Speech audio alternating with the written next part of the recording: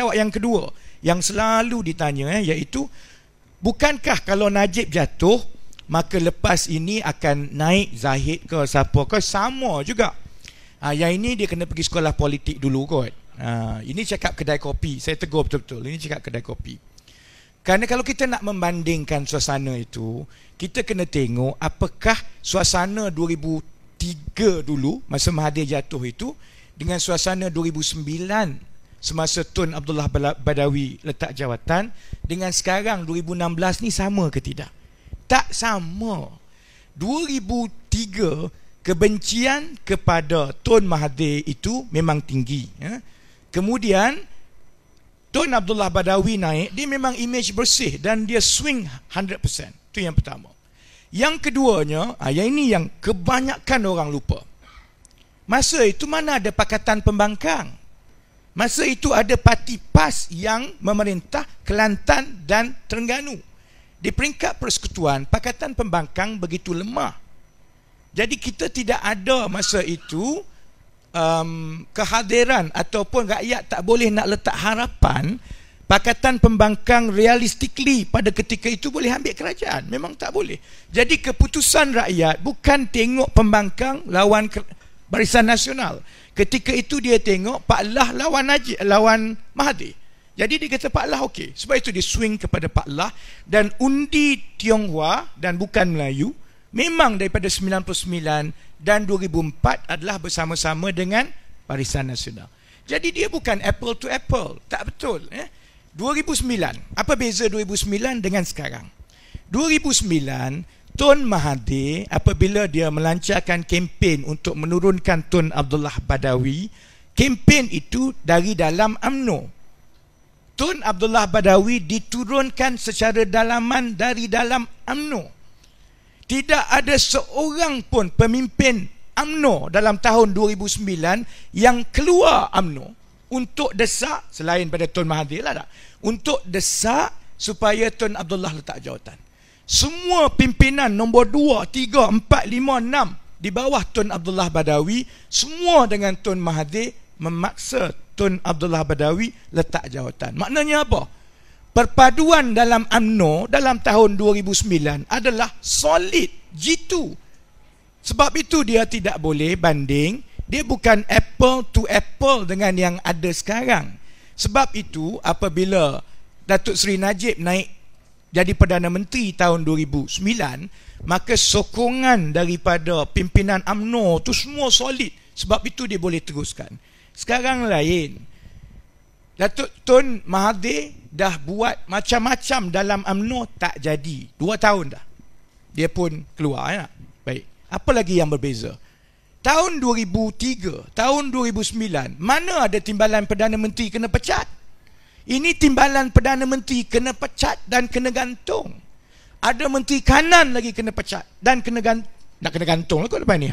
Ada Menteri Besar kena pecat. Ada yang macam-macam. Maknanya perpecahan dalam UMNO sekarang ini, tahun 1998 pun tak macam ini.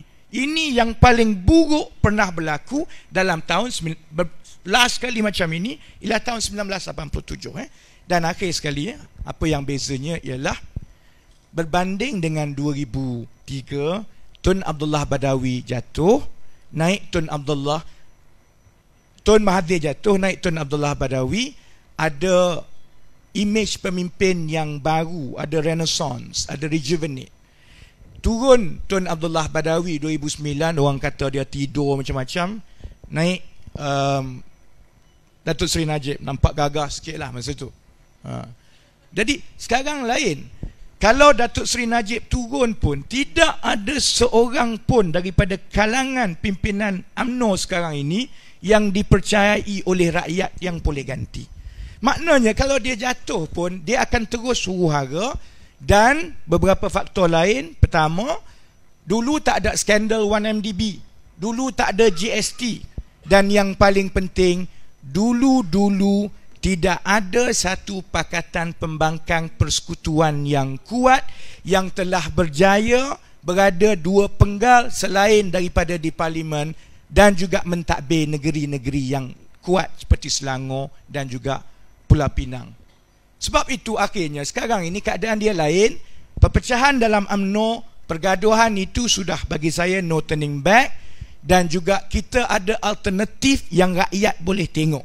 Sebab itu bagi saya teori kalau jatuh Najib ini dia akan kembali kepada zaman seperti dulu, itu teori kedai kopi yang tidak melihat secara detail like for like. Jadi saya nak simpulkan, akhirnya bacaan saya begini. Apa yang akan berlaku?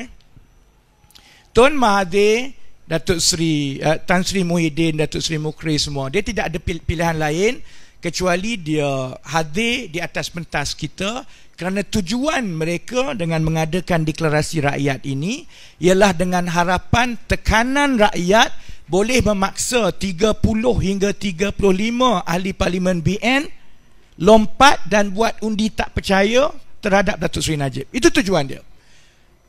Bacaan kita, adakah itu akan berlaku? Tak, saya tak rasa. Tengoklah siapa berani Azalina tendang dulu. Najib dah letak Azalina. Kalau yang personal bodyguard, ada Azalina. Kalau yang cerdik fikir strategi, dia letak Ahmad Maslan 3.85. Najib dah susun semua dah. Jadi sebab itu dia dah kepung. Maka saya tak nampaklah ada ahli Parlimen BN yang akan lompat. Dan oleh sebab Tun Mahathir hadir di atas pentas pembangkang, dia jadi very personal. Serangan daripada UMNO terhadap mereka itu begitu personal, dia akan makin jauh dan makin jauh dan makin jauh, dan perkara ini akan berlarutan sehingga pilihan raya umum ke-14. Dan bila pilihan raya umum ke-14, maka insya-Allah Pakatan Harapan dan doa saya PAS bersama-sama dengan kita dalam 1 lawan 1.